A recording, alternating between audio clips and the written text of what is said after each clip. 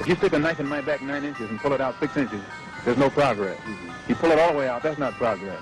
The progress is healing the wound that's a blow made. People are suffering. People are dying. Entire ecosystems are collapsing. Stand up and take on the greed and corruption of the ruling class of this country. The billionaire class has been taking everything, and the working class has been left scraping, paycheck to paycheck, just trying to survive. The police department, the FBI, the CIA, those are gangs. You know what I mean? The correctional office. America is the biggest gang in the world. A solidarity which fears not foreign invasion, because it is bringing all the workers to the point when they will say to their masters, go and do your own killing. We have done it long enough for you. It's called the American dream because you have to be asleep to believe it. Guys, gals, and in-between pals, welcome back to the Left 4 Dead podcast, the radical left-wing show that your crazy conservative uncle warned you about. As always, my name is Dane Sneddon. I am one of your co-hosts, and I am joined by the Chaos Queen herself, Emma Embers. Sir. And our woke Uncle Wunkle, James Harris. Oh, that's what they tell me. But who is this other guy? I don't know him. Somebody tell me something about this guy. Yes, I can only see him when the light's on, so. We are joined by a very special guest today, longtime friend of the show, and friend IRL. He goes by PeteTheNoob on Twitch, where you can find him having some awesome streams and very politically involved in the city, and recently, as of late, running for the Brown County Board for District 10, I believe. Yes. Please tell me that's Dixon Wolf's district. No. Fortunately not. I would have moved to Howard. Also, DSA endorsed for his candidacy. So, yeah. Pete, welcome to the Left 4 Dead. We love the Disa people. Disa. It's a minority that's very underrepresented in government. Yeah. Well, we are going to get into some yapping, and it's going to get political, but I've got a stupid joke for us. We're all professional yappers. Go for it. Yeah. All right. So, Donald Trump dies and goes to hell. Yay! Sorry. I know, right? And he gets to hell. Hey, get and out of Satan opens up 3 rooms. The first room, there is a dude laying on a table getting whipped by a demon. And Satan's like, would you like this to be, your eternity? And Trump's like, I don't know. Let's see what's the next one. And Satan's opens the second door, and there's a guy on a rack getting stretched out. And Satan's like, would you like this to be your punishment for eternity? And Trump goes, I don't know about that. And then finally, Satan opens the third and last door. And there's Monica Lewinsky blowing Bill Clinton. And he goes, Trump, would you like this to be your fate for eternity? He goes, oh, yeah, that sounds great. And Satan goes, all right, Monica, you can go. Fun fact, that's a good joke. But fun fact, somebody pointed out on like Twitter or some shit that it kind of. Kinda. And then we lost Emma. Classic Emma. Yeah, we lost Emma. I don't know if while we wait for Emma to return, I don't know if I've said this before, but there's the Epstein files that had Trump and Bubba in it. I just said Bill Clinton has one opportunity to do the funniest thing in history. Anyway, Emma, you cut out as you were. Yeah, I know. Damn it. No. Okay. So cats, man, Jesus. Here he comes again. Get out. Get. You see that Monica Lewinsky was the fall guy. That Trump was blowing Bubba in the White House, and Monica Lewinsky was the patsy. Interesting. Two can be the same. I doubt it. Maybe they were both doing it. I've seen double-fisted blowjobs. Who knows? Whoa. Okay. All right. Not literally, but I mean, like, never mind. No, because Trump was a friend of the Clintons at the time. I guarantee you if that was true, Ken Starr would have not let the world forget about it. As much as I wish it was, because that'd be funny. But anyway. What we like to get to know our guests typically before we engage. I know Emma pretty well. Yeah, I mean, you know me and Emma pretty well. Most people do, and there's no real spectrum. It's either yay or get the fuck out of here. What tell us a little bit about yourself, your background, what like radicalized you, that type of thing. Sure. I mean, it was a slow radicalization. But because I'm 44, so I'm a little bit older. So I grew up in Appleton. Had my dad was still is a staunch Republican. Grew up listening to Rush Limbaugh, and so that was like ingrained in me, like from early childhood. So until about I was 23, I finally was like, wait, the government can lie to us, or wait, and I'm glossing over a lot, but because and so like 9/11, I kind of wrapped up in the conspiracy theories, as people around my age might have, and then slowly, like over a long time, voted for Obama, and then wrote in Bernie when and I wasn't even that close of a Bernie Sanders backer. It was just more or less of I was busy in real life, and I'm like, this is the only guy that makes any sort of sense in my 5 minutes I took to look. And then Trump got in office, and then as many did, I fell into a depression, and I was like, this cannot happen again, and so that was my slow radicalization. There's a lot of in between there, but that's the gist. Yeah. I definitely vibe with some of that, because I'm not quite as old as you, but I'm definitely older than these two. And actually, you're a liar. I'm 4 weeks older than you. Oh yeah, you are right. I keep forgetting that Dane is actually the baby of the show. Take away my and just Dane. That you asshole. Hey, it's a compliment, Emma. That's Never fair. ask a woman her age. I assumed you were in your 20s. Which apparently is not that uncommon, because the guy at the Quick Trip that was going to card me for my vape, and he was like, "You don't look 30, so I have to see your card." And I was like, "That's great, because I'm 34." I know. The older you get, the more it feels like a compliment. But less tangent. I vibe with that, because I did not give a single shit about politics until Trump won. That's like, holy shit, I better start caring. Yeah. I thought people were smarter than that. I definitely didn't think people would be that stupid twice. No, and I was listening. I listened to Howard Stern at the time, and Trump was on Howard Stern a lot, and just never thought that would happen. Like you said, like it was just like I really thought it was a joke, because not a year prior, before him winning, like he was joking with Howard Stern to be on like the head of the FCC. So I'm actually kind of surprised it didn't happen, but. Yeah, I mean, I think another thing too that's like a canon event, that we've talked about it a little bit, is Bernie is like the inflection point for like all US leftists. Like that'll go down in history as like him getting snubbed as like being a huge turning point. Yeah, twice, right.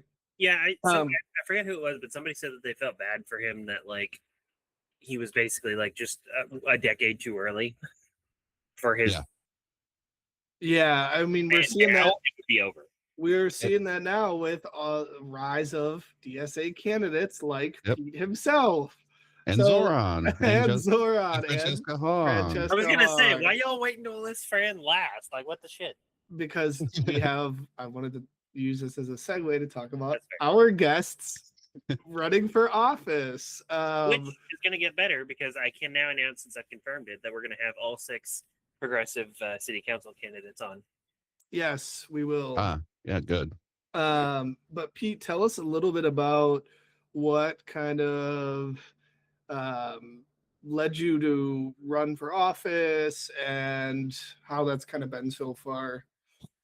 So I'm also recently just moved here. But have been the campground host at a park nearby Green Bay in Swamico, called the Reforestation Camp. Familiar. And there's a campground there. So my wife was a travel nurse, and we ended up getting an RV, and then I emailed the county and said, hey, my wife's a travel nurse. She's going to stay here over the summer, potentially 6 months. Is there a position open? They said, send me your resume. I had no idea that this campground had opened just like 6 months prior. And so I happened to honestly luck my way into that position and have done it since. And so I've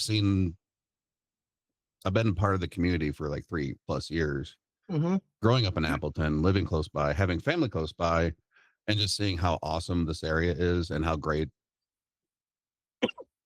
Brown County is and the park system that they have and the long history it has. I mean, heck, the Green Bay Packers started practicing at Brown County Park. So it's been I just want to be a part of the community, and coming here, like 2 days before 2 days beforehand, I was before we moved our moving truck up here, I was listening to a live broadcaster called Hassan. I don't know if you've ever heard of him. He was interviewing Elon's daughter. I pull into my parents' house before we even unload the truck, and then I find out there's a rally for Elon Musk here in 2 days. And I go, honey, I gotta go. And she's like, I understand, but you're gonna be tired as shit. I'm like, I understand, but this is a once in a lifetime kind of thing. I can't pass this up. Yeah. I show up there, and then I got connected with our DSA, one of our DSA co-chairs here, and I'm pretty sure I ran into you. I didn't know anybody from anybody at that point, but that was my first step into politics and rallies here in Green Bay that have just been amazing all summer long. So yeah. That's awesome. You kind of that was like a high point for a lot of us as local organizers, and so that was kind of your first like foray. But James, you have a question? Yeah, so as someone like I don't live in Brown County. I live just outside Brown County. So I am not as up to date as most of your constituents on the specific details of Green Bay politics. So I just wanted to ask, what would you like to do differently from our existing class of Brown County Board of Supervisors members? And also, what kind of room do you have to push democratic socialist policies at that level? That's a great question. Number one, well, there's a couple of number ones, because the second I got, like I said, that I was running for Brown County supervisor, I had about 5 people tell me, will you have live streaming of the meeting so we can actually see what's going on? And I'm like, wait, that's not a thing already? So number one, and apparently that's going to make a huge splash and make a lot of people happy. So as simple as that is, it's going to make a big difference. Yeah. And so that's number one. Because like I said, I don't know how that's not already a thing. It's 2025, right? Like, right. Yeah. Okay. Even if it was 2015, I'd be saying the same thing. So, and there's a few things I don't want to, throw them out quite yet, because a lot of them I want to just keep in my back pocket, because they're gonna hold on, or but the county pay, honestly, the county employees are about 25% behind average right now, and it doesn't matter what you're doing other than I would have to look at the police budget or the sheriff budget, but I'm sure they're fine. And I know we're playing a lot of catch up from, and I don't know if you guys ever got into it, probably not, because it's a little bit older, but the IT director fiasco from a few years back. For those of you who don't know, long story short, the person who was over IT embezzled a bunch of money and bought a freaking racing boat or something. But yeah, so trying to hit the fast forward button on there, getting more people hired in Those, because just working at the zoo and at the county, like things are very, very slow to get done, and they just need more bodies, and we need to increase the employee budget. How is that going to be done? Tax the rich, easy. Like just find where our taxes are lacking and where we're under taxing people. But what And is I'm it? sure we are. The rich will then be on the soup lines. Oh, well, yeah. Okay. Better them than me. Yeah, and then what is kind of with part 2 about that? Like how are you gonna kind of, because being endorsed by DSA, I guess first maybe like tell us how that went. I would say just slowly introducing ideas, and honestly not labeled with the scary S word. Right. And just putting those ideas in place. It's simple. I'm taking a page out of Zoran's book for that. It's just simple policies that people like, that happen to be socialist values. Right. And it's not scary. It's not hard. And like, I think I don't know if we've been like overthinking it or over messaging it or whatever. I don't know, but obviously keeping it simple and keeping it policy based is just the answer. At least it was the answer in New York. I don't see why it wouldn't be the answer here. Yeah. I have a theory about that, and my theory is that you can get like your average R to agree with about 80% of socialist policies as long as you avoid the trigger words. Like if you say Obamacare, you will get hate speech. If you say the Affordable Care Act, you'll get, yeah, that's the best thing ever. It's helped my kids so much. Yeah, that's it. Like, and so, I mean, I've even heard tactics being told to me, like, why don't you run Republican for office X and just have socialist values? And then I was like, well, I could never sleep at night. Yeah. Oh, no, you just get endorsed by the American Communist Party. Oh my God. Yeah, Andrew Austin. So, yeah, but it's just, it's honestly, it's messaging. It's been drilled into us. We're not trying to, we're over, I don't know, like overdressing the people, the message. It just needs to be simple.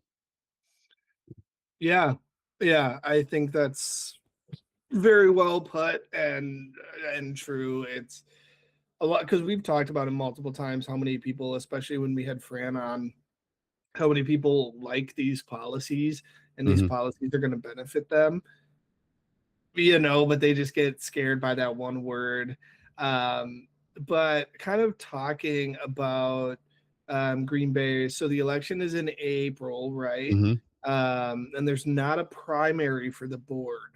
Yes, there is. There is. Okay.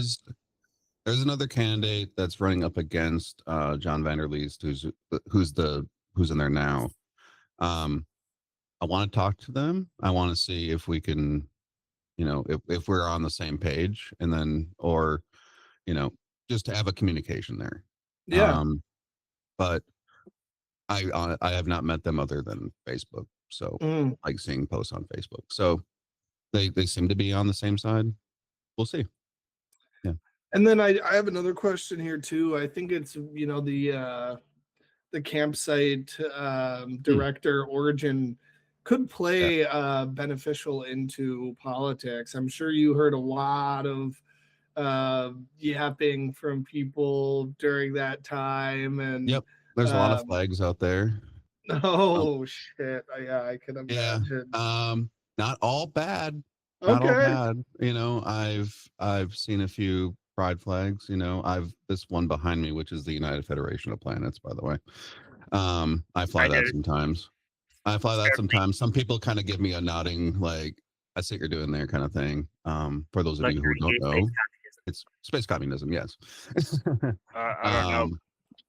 Yeah, but it's one of those, like, I don't know, like under the radar kind of things, like having a One Piece flag sort of thing. But, yeah. Although that's a little bit more, obvious. But yeah, once the media picked up on the Gen Z One Piece flag, at No Kings there was a lot of One Piece flags. On my Can somebody Facebook, explain the One yeah. Piece flag to me? Because somehow I'm out of the loop on this. Like, I know what the show is. It's like an okay ass anime, but So yeah, I mean, One Piece in the show, the flag that people are running is like the flag from the main character of the show and his pirate crew, and they're basically rebels fighting against a tyrannical government. And so a lot of Gen Zers in all of our glory have co-opted that flag for political movements, because it's almost like, like the Rebel Alliance symbol that I have, or the United Federation of Planets, like Mm-hmm. just a symbol of rebelling against like an empire, basically. okay, so it's a symbol of rebellion while also outing yourself as a nerd. Yes. Yes. Okay. Basically. But yeah, that'll be really interesting to see you running. I will be helping out, and that is also an open call. Any of our listeners that would like to get involved, we can link some of Pete's contact info maybe in the description, so you can reach out and we could work on getting him elected, because for our listeners that don't know, I mean, the Brown County Board is kind of like the last bastion of that garbage. Yeah. Yeah. Get off your sister. Get off your bastion of garbage so far. Right. Yeah. Well, yeah, so the coal piles are technically still there. So what? And this is it's also considered a nonpartisan position. So I guess, Pete, do you? It'll be so interesting to see how this goes, because I know that sometimes a lot of big Republican PACs like to spend money on these small races, like even if it's like a city council race, right? Like, it'll be interesting to see, what they bring. It will out. be. Without getting in too much into the nitty gritty of it, but it sounds like I'll be going up against his whole family. Cool. For not just him. Mm-hmm. So that'll be interesting.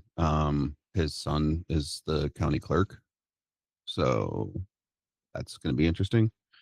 And yeah, but it's going to be a big W if I win, because that my opponent is over a lot of budgets, especially the zoo and the parks. So, yeah, it can make a big difference if I get in there. So the zoo budget, wow. Yeah. For those of you who aren't in the area, the zoo is self-funded, but all the employee stuff is done through the county. So a lot of it has to deal with that. So, and if you are wondering if you wanted to help out, I just want to throw this in there. 10 is just basically the Green Bay side of Lombardy Street, north to Mason, and most of the east side, and then a little bit on the west side of 41 there. Not racist Ashwaubenon, though. No, good segue. We'll talk about the Spinovich later, but yeah. Oh, I was excited for a second. Emma had a question. Yeah.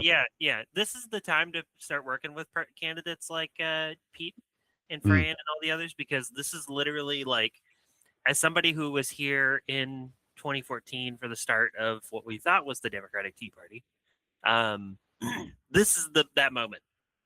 Like, we're in the Democratic Tea Party moment right now. Yeah. So candidates like Pete, if you don't like electoralism, one of the best solutions to that is to support candidates like Pete that'll actually make it do something. So thank you. Yes. Wow. Glowing endorsement. Yeah. That sounds like something I would say, though. If you don't like electoralism, the best thing you should do is vote. Yeah. I mean that look, unironically, but I have to channel you sometimes. You're the grunkle. The grunkle. Wunkle? Something. All right, so I've worked a decent amount of local races, like in Green Bay or in Shawano here, and the number one thing, no matter what the election is for, even if it's something completely irrelevant like school referendum, Like every single person's biggest concern is the cost of living. I Mm. was asking because I'm not completely familiar with how the Brown County Board of Supervisors works. Is this something that this Board of Supervisors has the capability to address in any way? And if they do you have any ideas that you're willing to share? It's a great question. And since I recently did pivot because I was doing a different race that we won't talk about beforehand, I need to research that. But what I would, off the top of my head, I would think that at the city level, it's at least for population in Brown County, you'd probably get better at the city level. It's because there is a lot of rural Brown County, but for population density, it I would have to look at the numbers like percentage living in Green Bay versus outside of Green Bay. So yeah, I would say county would definitely have some programs for rural uh food, like say food programs, housing programs. Now they do have some land, I know that they could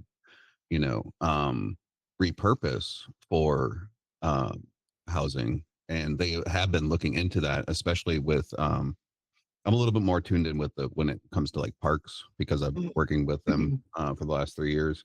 Yeah. They are looking at different ways of getting the unhoused places to go to. Just yeah, I gotta be careful how much I speak. All Not good. yeah. Not too much So they are looking at shelters and addressing that. So there are things I need to look into it further though. Yeah. That is definitely on my to-do list for sure. And asking other people to help me look into that because people that have lived here their whole lives will definitely know where to go and look further faster. So, Yeah. yeah. I think that'll be something that I might be able to help out with. There you go. We recently had Sean Briscoe of CLSB Politics on twice, and he was talking about for races in Milwaukee, whoever can fix the potholes is king of Milwaukee. Right. I have brought that story up at least a half a dozen times, and at that 6-pack meeting that I tried to get you to go to. I find that fascinating. Yeah. I found that fascinating because if I can get that sort of numbers, not just because it's just about winning, but also what are the big issues that are the most important to people of Brown County.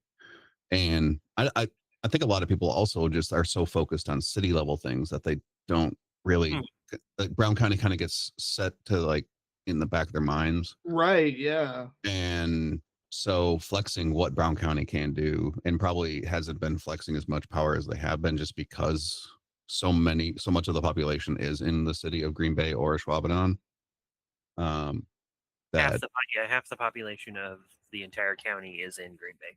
There you go. Yeah, I mean, I think that I didn't even know that the county board existed. I knew that city council did, but because I think we, it's in closer proximity. But yeah, I mean, that'll be. I don't know. I'll have to drive around your district, see how the roads are. But... Not too bad, honestly. I'm thinking 9th Street you definitely need some help. Okay. Yeah. Yeah, I know.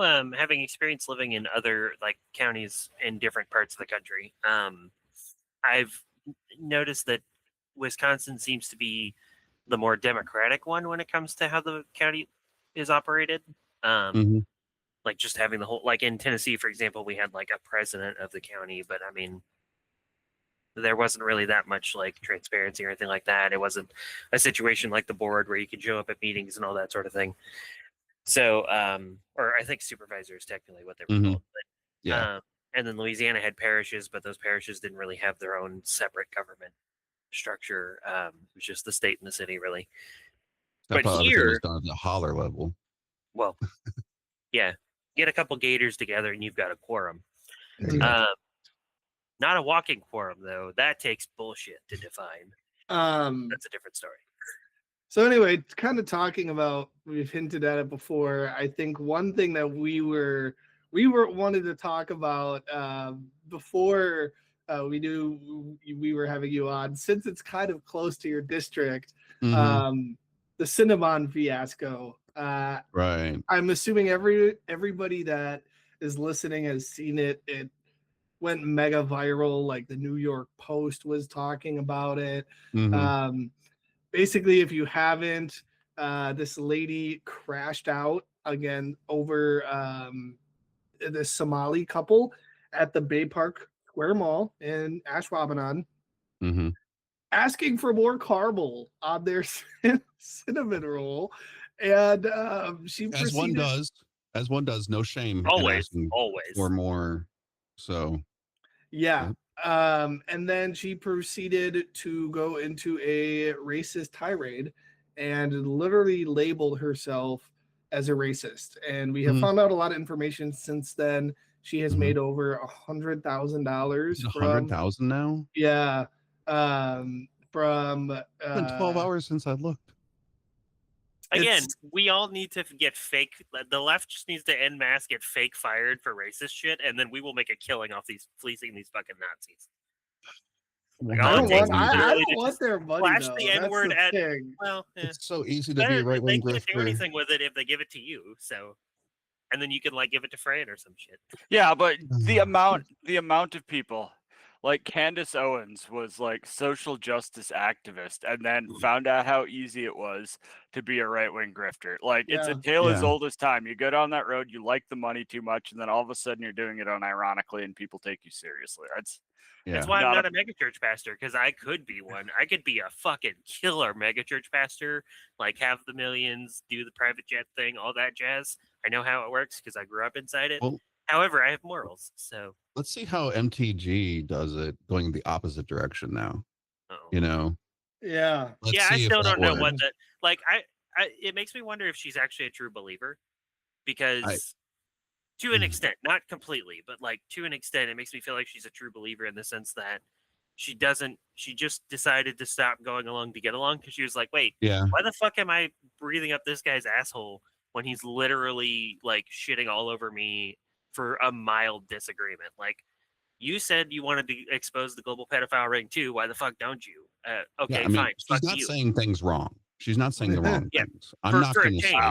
For a change, she's not wrong. The worst person you know just said something correct. I think it was very interesting what Sean said about how she's running the race for the future. Gearing up, seeing kind of the writing on the wall. It'll be interesting to see how welcomed she gets in as almost like a Liz Cheney-esque like figure. Who knows? Maybe if Kamala runs again, she'll be on the campaign trail with Kamala. Did you know? Jesus, that would. Oh God, it threw up a little bit in my mouth trying to talk. I just imagined the Liz Cheney shit, but just superimposed MTG and. Anyway, damn it, that's the one thing that would make me go, can we get Liz Cheney back, please? Anyway, sorry, sidetracked. What I was gonna say was, did you know that Milo Yiannopoulos is her intern and lives in her house? Apparently, I did know that. Yes. Yeah, that's kind. I just found that out yesterday because Laura Loomer went off on a whole thing. Laura Loomer, and like what? It was like a week or two ago. Freaking Laura Loomer of all people says the right wing has a Nazi problem. Like, what kind of bizarre world are we living in? Well, that actually brings up that point. Yes, are saying the right thing. Yes, we are ignoring Pete. Oh, yeah. Well, I wanted to circle back to what I think Dane was going to bring up was the normalization of just flat out saying like, yeah, I'm a Nazi. I don't know if anybody caught Nick Fuentes on the British guy. Piers Morgan. That thing just dropped yesterday, so it might be a little bit too fresh for but yeah, I saw it. Yeah, I'm sure by the time this comes out, everyone has probably seen it or clipped it or seen clips of it. I mean, but it is just becoming normalized, and I think what I think Nick was trying to do in that interview, and what shows with the Cinnabon lady, is that like, okay, we talked around, we beat around the bush enough. Let's just go out and let's just go ahead and go mask off. Let's just flat out let's stop lying. Let's stop just grifting. Let's just be honest. And yep, I'm a Nazi. Yep, I think that people of color just should leave or die. Yeah. And it's scaring the shit out of me, as it should. I'm pretty sure everybody else. But Well, and how little and I pushback think they're getting too doesn't help. yeah. Now I think they went to a little bit early, and I hope it gets squashed because but there's a chance that it doesn't. Yeah. And that's just gonna, and then there's gonna be even a further divide, and that sucks. So Yeah, I mean, I think yeah, spot on again. I mean, it is. They're saying the quiet part out loud, and yeah, it's just getting to because they even like just looking on social media, right? Like all the people that were like, we didn't see the whole story, we didn't see the whole video clip of like the Cinnabon lady, yeah, and it's like there doesn't need to be a whole clip, like like I kept just asking what exactly could they have done to justify racial slurs, because she also used the N-word. That's the part that a lot of people keep leaving off. And She claim used to the be a N-word. proud racist. Yeah. So I keep asking them, I'm like, what other part of the story would justify her behavior? Because if it doesn't, then you don't need the other part of the story. You're just looking for something to deflect onto. That's what that is. And that is the thing, though, is because as much as I wish that this isn't true, there are complete and total shitbags of every single race, nationality, religion, lack of religion, gender identity, and sexual orientation. There are complete fuckwads, every single one of those things. But that doesn't okay using dehumanizing language. You just call them a fuckwad and move on, because I could acknowledge someone as a fuckwad, but they're still just as much of a person as I am. Yeah.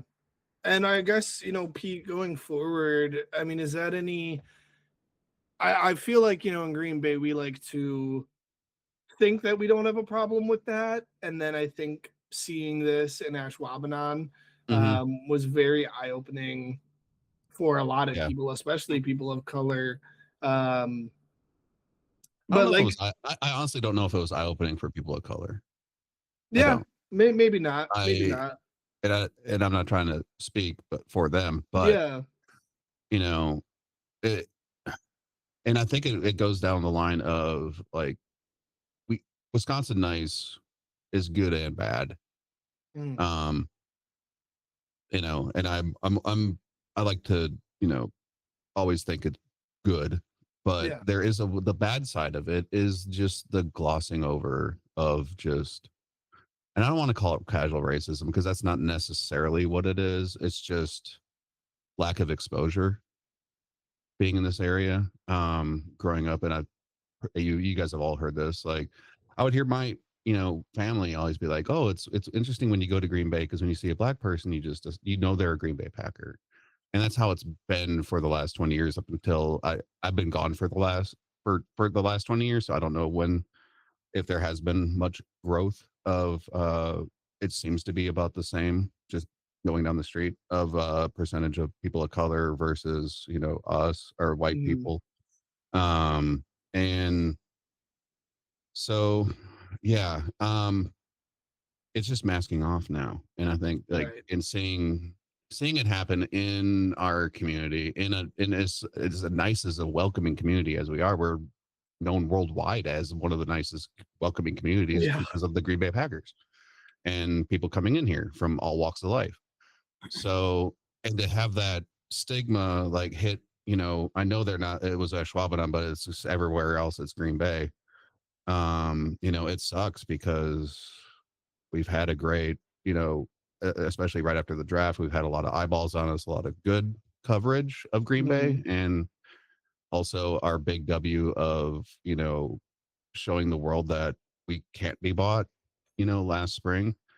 And I hope the news cycle moves on fast, but at the same time, we need to address this. Yeah. And how that's done, I don't know at this time, but we can figure something out, I'm sure. I've just been pretending Ashwaubenon isn't part of Green Bay. I And know. they label it in the stories as Ashwaubenon, and I'm like, that works for me. We'll leave it there. Yeah. Well, I think you've got a fundamental issue that is it's not an easy one to solve, right? because, and I'm being somewhat anecdotal here, but in my experience, like your Fox cities, your Green Bay, your Madison and Milwaukee are some of the most welcoming places ever. Like the people there are great. They accept you pretty much no matter who you are. But on the flip side, like Wisconsin, I think it is still the worst state in the entire country for racial disparities in prison sentences. And like, I think Milwaukee is still one of the most segregated cities in the country too. Yeah, it might be. I haven't checked that out. I mean, we could get into a whole nother debate on how much of that is intentional versus, generational effects of redlining. Right. But as far as I can tell, like in the urban areas lean pretty far left, but you drive 5 minutes outside of any major city, like you are in like a real small town where you can just be openly racist and nobody's going to bat an eye. And I think a lot of this, like it's two completely entirely different worlds, and you get a lot of this when people from the one world step into the other. And as much as I'm not arguing that racism is good in any way, shape, or form, but I think a lot of the modern left has kind of forgotten how to talk to some of these people and meet them where they're at, because you don't turn a racist into an activist overnight. You make them less racist, and then you make them a little less racist. Then it's a process that takes freaking years. But we have this tendency to, oh no, they said something stupid, they're dead to me forever. Right. Which is not trying to defend racism in any way, shape, or form, but I just think we're trying to solve it some of the wrong ways. Yeah. Yeah. Awkward silence. Well, I think we're waiting for Emma to talk. One of the cats decided he was going to drink directly out of my water cup, so I was like, "Well, Okay. I don't have water now. Thanks, buddy." But yeah, no. I think it's an issue that I've seen with leftists in general since 2016, basically, which is along with the lack of nuance in a lot of how the average leftist analyzes things, which is ironic considering we always say theory is so important. It's also an issue with how they perceive stuff like for example, a lot of what I've encountered with the electoralism debate is, well, it didn't work this one election cycle, so we're done.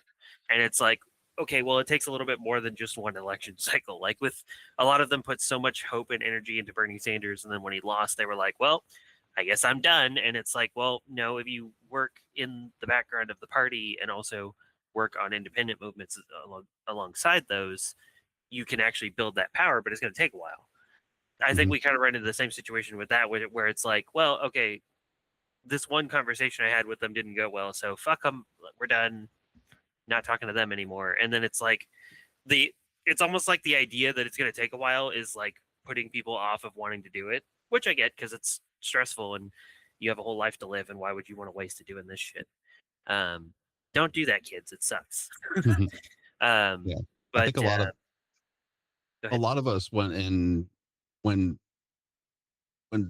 Trump won in 2016, I think a lot of us just went into survival mode, and we're like, okay, we can last 4 years, and someone's going to come up. Something's going to, surely the system will work. And now that we saw it didn't happen, fast forward now, we're not sitting back. We're angry. Right. And your generation is a lot more angrier than mine, because mine's a little bit given up, or just say like, well, we'll be fine. And they're kind of just sitting back. And I feel like I'm an outlier of my generation, or an elder millennial, as I like to call myself. So it is just super exciting to see, and being a part of it. And with this, God, blue wave. I hate calling it that, but oh, great, Madison's I'm not a fan either. Well, you're getting a call. I can blow. No, you're good. You're good. But yeah, seeing the momentum of the left, coming out and fighting, and seeing 3,000-4,000 people in Green Bay on the last No Kings rally was just amazing. Good job, Dane, by the way. Thank you. I do. If you have time, I would like to hear a little bit more about your experience with that. No Kings. We could circle back to that. Yeah. Sure. Yeah. But no, I love that.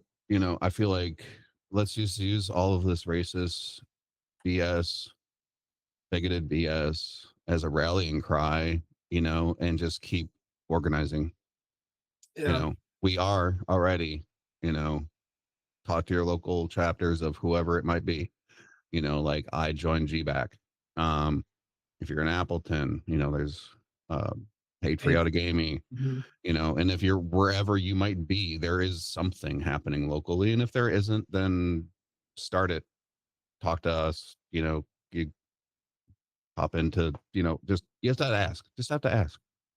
The minute somebody hears like, oh, I want to help do something, either run for office or start a political organization, you'll be bombarded by people that want to help you out. Just like I was. For sure. And I think there's definitely a lot of potential because the people are definitely even some of your diehard MAGAs are really starting to sour on the Trump administration. Like Mhm. my dad, one of the most diehard MAGAs you can get, is disappointed that he's not draining the swamp. So there's real potential for some real leftism to take place over these next couple cycles. But I think us on the left, we're also at a bit of a tipping point because look at how many different like democratic socialist, social democrat, or communist organizations that are out there that straight up don't like each other and refuse to work with each other. It's like, no, we're Leninist communists. No, we're Marxist communists. Fuck you. No, fuck you. No, this is not the point for that. This is not the time for that. If you're opposed to fascism, authoritarianism, and believe people should be treated equally, there's definitely room for you, even if you traditionally put an R next to your name. It doesn't matter at this point. Yeah, we can work all the nuances of what version or what flavor of left you want to be. Let's do that in like 10, 20 years. Right. Yeah, when we actually Yeah. have some measurable level of power that we can do something about it with. Yeah. Yeah. That's what I've been saying. For And 10 years. I'm not saying don't be passionate about what you're passionate about. I'm just saying pick. Yeah. Pick, Well, it's also pick what you focus on, I should say. Yeah. It's also like that's what I've been saying for a while about the whole like you have to be okay with redemption thing, because it's like what's the point of deculting programmers, deprogramming cult members if you don't let them be on your side when they want to be on your side? You know what I mean? Right. Like it doesn't feel like it should be that controversial of a statement, and yet the amount of pushback I've gotten on it is, or at least ignorance, like people just straight up ignoring me. Yeah, but yeah, be it's welcoming. like, yeah, you have to be willing to let these people come over to your side, because or otherwise you're never going to get anywhere anyway. So like, I don't care how, if they're like the most hardened Ribbentrop roach out there, if they are like, okay, fine, I see that Nazis are bad, don't immediately trust them and give them everything and all that. Like, still look sideways at them and make sure that they're staying on the right path. But well, I think a lot of groypers are just looking for an in-group. Yeah, exactly. So the fact that if we come off as not being an in-group, like, or a welcoming in-group, then what's the point of us? Yeah, because Nick Fuentes is going to be welcoming. Yeah, a lot of people, they need their in-group because they feel like they're outcasts, and so they're like, I'm an outcast. I need to find where I fit in, or where I can fit in, even if I don't necessarily want to be there. And that's why a lot of the stuff that desperate. And that's why a lot of the stuff that we're doing on the city level is so important, because it's all kind of culminating together into making us kind of impervious to the decline in community everywhere else as a result of the internet and AI and stuff like that. Because Green Bay has always kind of been in that position where it's much more community oriented and focused, while everybody else is kind of losing that concept. And so, since there's so many people in the city now that are invested in making it happen, including people in higher positions like Ahmad, for example, I think it's only a matter of time before we're in a really good position where here we can show people what real community looks like and be that in group for people. Granted, it's on a small scale because it's just here, but But I mean, well, we are a smaller scale, but we show what we can do. Yeah. And I'm gonna keep saying, like, we beat Elon Musk. Damn it! Yeah, to his face. He was here. That. We cannot forget that. That was a huge dub, and I feel like we're just kind of like we've already moved on to the next thing, 5 things down the road by now. But damn it, let's not forget to celebrate our wins. I'm still Yeah. feeding off the energy of that.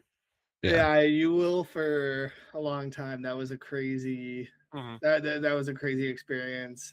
But I think also another awesome experience that we had was the second No Kings that we had. About 4,000 people showed up in total.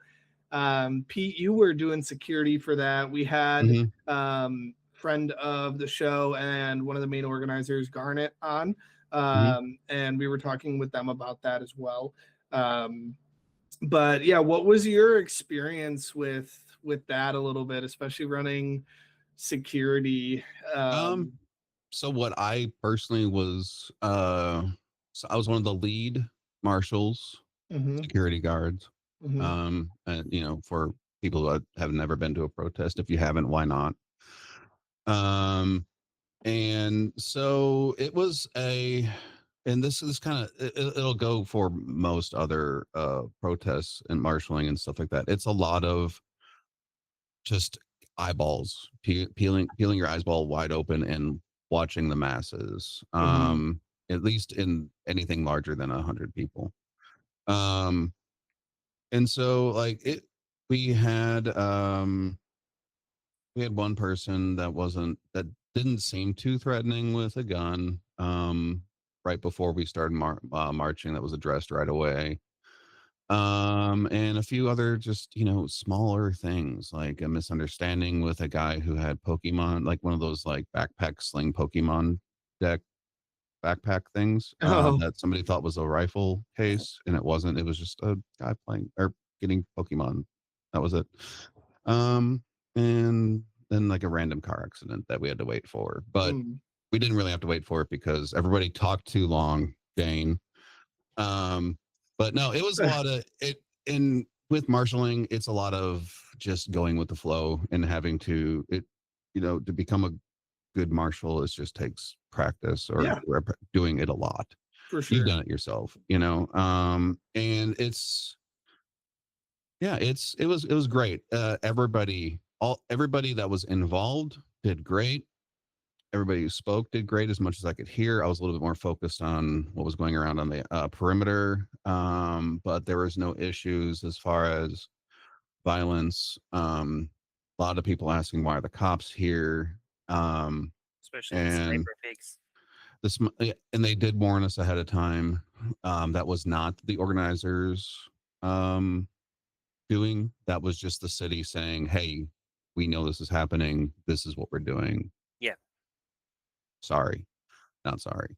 And but I don't like working with the police, especially for these things, because that's not what it's about. The liaison officers were talking directly with me just because they happened to know me because I went to the meeting a couple days beforehand with the city. And so they did let us, like, they were very like, hey, if you need, like, let us know before you go back so we can get ready and that kind of stuff, because they didn't want any misunderstandings or, you know, traffic in the way. They did help with stopping, you know, traffic for us, which could have also been done by ourselves. Yeah. So, but whatever, it is what it is, you know. The community service officers at a minimum. Yeah. We could have used maybe 5 total instead of 50. But and the snipers were again ridiculous and absurd and over. It's like if they brought that mine resistant vehicle that they have and we're like, hey, no, this is just general protest stuff in Green Bay. Yeah, no, thank God they did park that far away. I heard it was somewhat an eye shot of some people, but it was there. Don't get me wrong, it was there. And then they had they had a big truck with people that were dressed in like military fatigue type stuff. And the only reason, and I'm not, it sucks. I've been a part of these things because I've also done Red Cross stuff and a lot of other you know things in my past. The reason they were dressed in all of that is because if they were getting out of their vehicle, that means something has happened already. So they couldn't get their garb on ahead of time. And all that was a bunch of first aid equipment and like other like medical stuff. So it could have been great if they put like medical supplies on the side, you know. So So people Instead of didn't just freak the fuck out military. thinking that we were about to get invaded. Yeah. Anyway, well, that was that. But yeah, if you like protesting and you feel like you want to do more, then marshaling, great, love it. Yeah, a lot Teach of me how to different get involved. orgs to get involved in, Oh and yeah. whether you're on campus, Mm-hmm. you want to get your feet wet. Shout out it's- YDSA in Lawrence if you're watching. Oh yes, yes. Yep. And STS obviously at UWGB. Okay. Also, shout out to Sunny because all of our organizations are working together more closely than they have ever done, or that I've ever seen on the left. Period. Anywhere I've been, and it's largely because of Sunny and the friend of the show. The geniusly simple idea she had for how to bring all those organizations together. Yeah. Oh, So you need to have her on to explain that sometime because it's amazing. Explain it in one sentence. Well, she's not here. Oh, she opened the group up to everybody and then organized a thing and invited everybody. It again, simple, easy solution helps. Keep it simple, stupid. Right. We make all of this Yeah. way too complicated, even when it's. I'm not to say that it was a bad idea or to downplay Right. That was all it was. It's simple, folks. Yeah, it was amazing in its simplicity because it's like everybody else was literally like, how the fuck did we never think to do that before? It's right fucking there. And and that was what she said too. She was like, yeah, I don't know. I mean, I just was like, oh, yeah, smaller concept over here. Mm-hmm. But yeah, no, she's incredible. So I think one thing that will be kind of cool to see, especially Pete with you running, is seeing all the overlap of DSA candidates for the state, because obviously we have Francesca Hong we had on. I know y'all have been chatting, might be a potential collab event. Won't say too much. We'll see. That would be amazing. But all I have to potential say first is, Left 4 Dead live. Everybody needs to rally behind the Packers. Okay, that's all I gotta say. Yes. We got to get a couple more games in. We got to get a little bit more games in. Okay. Did you see Jay? Take time. Did you see Jay posted this morning? Like, yes, we won from Michigan. Yeah. Hey, but I was a Packers fan in think California, so the first time I saw you, you were wearing a Rams hat, Emma. I know. I do both. Okay. And like more than one. We're potentially seeing them in the Super Bowl. What are you gonna? Which way? Also, I've only ever worn the Packers stuff on the podcast, so. New controversy. Leftist podcast host leaves a secret double life. Yeah. Yep. Oh, that's not my only. That's not even the most like. There are way more double lives that I have that would end my career. Like, yeah, James, you want to get the Steam catalog? No, I'm just kidding. Let me. I don't have Emma's cat. We're not Steam friends. Oh yeah, well, we can fix that because I make sure you read her games played. Okay,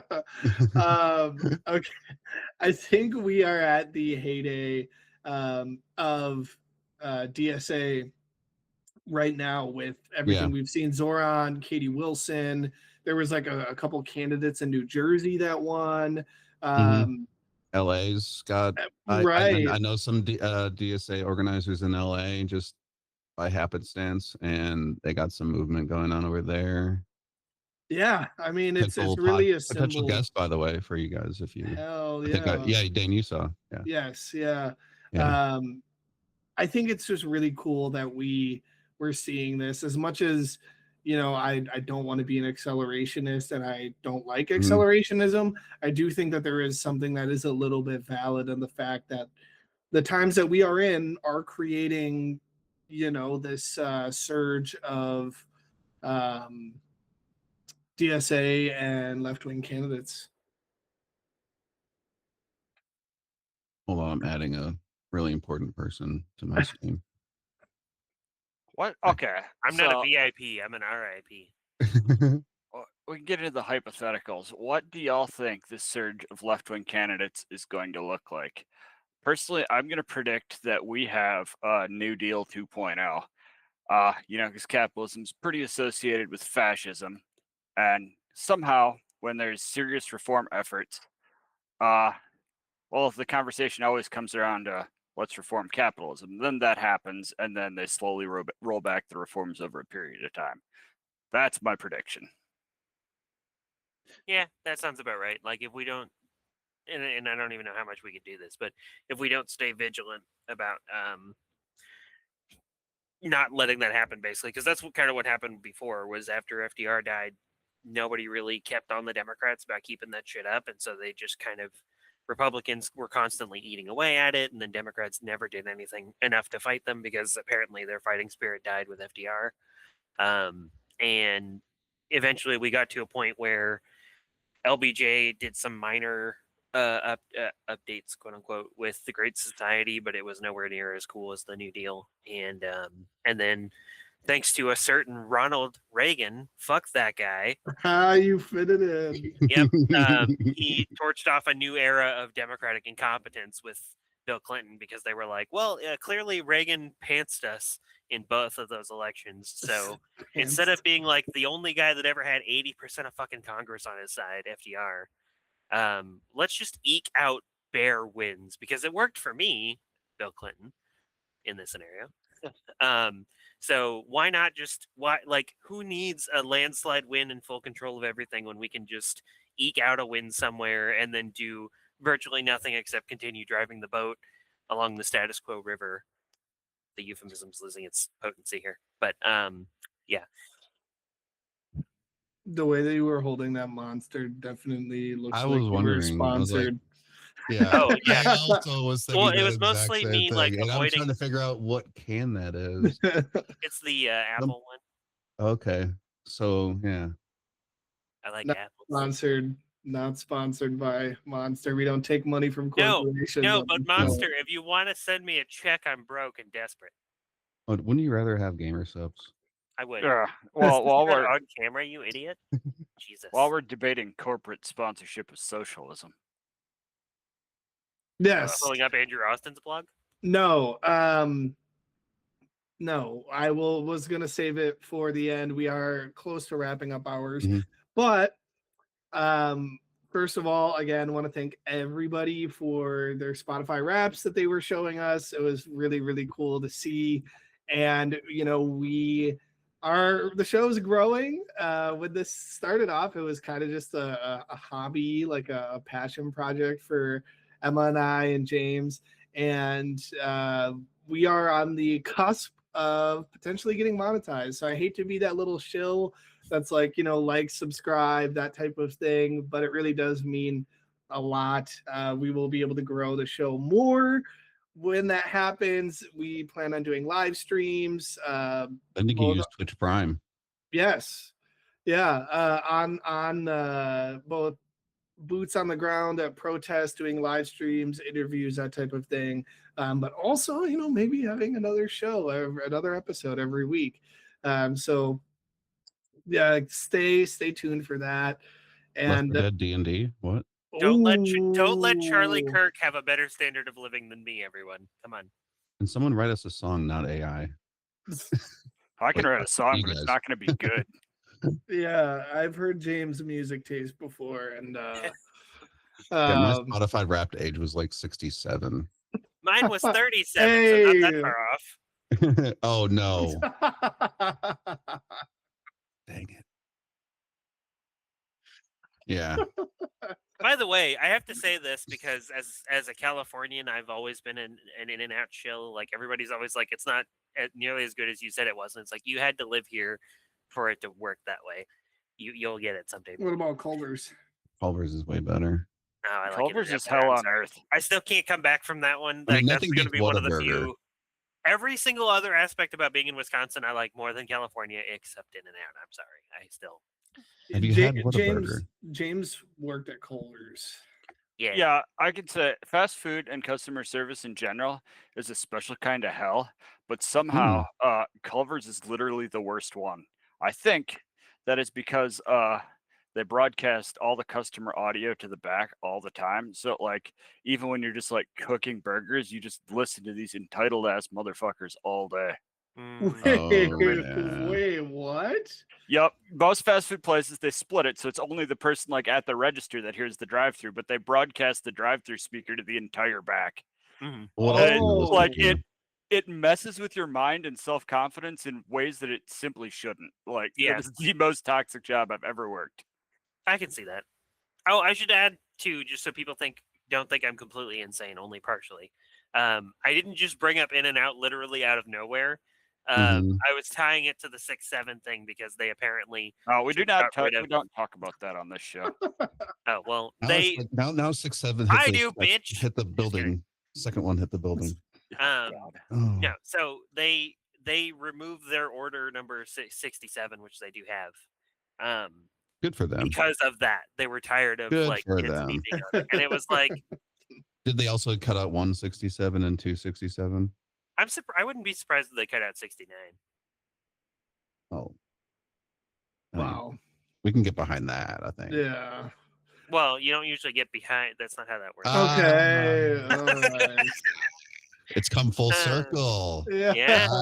Which is how it works. All right. Well, we do have to start wrapping up. I know we already kind of did, but we do need to also come up with one of like those funny little like and subscribe things that people do to take the spice or add more spice to it. Like, for example, Coke Francis is always like, if you feel like it, take your dick out and dick slap that like and subscribe button. That's funny to me. He's a drag queen, but I found that funny, but like obviously we wouldn't use that. I'm just saying, like, if you there are people going around and spicing it up, and Brooke Sharks Bites says beat the shit out of the like button, which is funny also. But if enough people like Dane still Slap owes me and a tickle the Bigfoot hat. like button and subscribe. Yeah. Right. Yes. I will be getting James a neon yellow Bigfoot expert hat. Finally. Once we hit the monetization requirement, I will be getting James that hat. So we need, keep up in the show. Ground News sponsorship. Yeah. I would love that. Ground News is great. You hear that, Ground News? You're great. Okay. Pete, do you have any calls to action or anything you kind of want to leave the listeners with here as we wrap up? Hit me up if you're in Green Bay and want to help with the campaign or any other campaigns. We have, 6 city, I want to say 4 or 5 county. And then not too far down the road, we're going to have our incumbents that we're going to need to keep in office for the assembly. So just if you want to get involved in politics in Green Bay, it's a great time to get in. And it's always a great time to get in. And then if you want to ask me more questions, you can usually find me over on Twitch, PeteTheNoob, like my sticker right here. And I'll get you all stickers. I got a stack. Right Hell here. yeah, we're gonna have more stickers. My wife stole my Left 4 Dead sticker right after I got it. So, but I'm glad you plugged the Twitch. I was going to plug the Twitch here as well. PeteTheNoob. Yeah, that's kind of my open platform for anybody. Not that a lot of people in Green Bay watch Twitch, really, outside of the sub 30-year-olds. But hey, yeah. Yes. I'm going to follow you right now, even though I never watch Twitch. I'm going to hear it in my ears then. Twitch Town pulled up right now. Twitch Town Hall. Yeah. Yes. And that will be sometimes I make cameos on there when we play our creators. So yeah. That's how we can monetize the show. Cameos. Like the app Cameo? Yeah, I mean, why not? I feel like it'll be kind of people have to care about us first. Yeah, you forgot the first step. Right. Yeah. Be famous. I was trying to get more monetization. Putting the cartwheel before the cow, as it were. All right. Well. Okay, Perot. Remember, everybody, get active, get wise, get organized. Yep. Emma. Fuck Ronald Reagan. Free Palestine. Fuck ICE. And free Luigi. Yes. That's my line. Free Luigi. Free Luigi.